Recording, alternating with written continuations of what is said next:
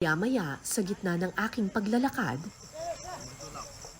isang grupo ng mga mangyan ang aking nakasalubong.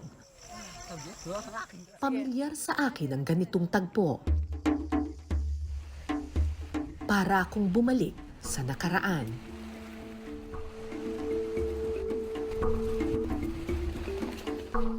Apat na batang mangyan ang aking nakilala noong 2014. Siligawon ang leader ng grupo at kasama niya ang mga kaibigang sina Almin, Marvin at Erwin. Si Erwin ang pinakamaliit at pinakamasigasig.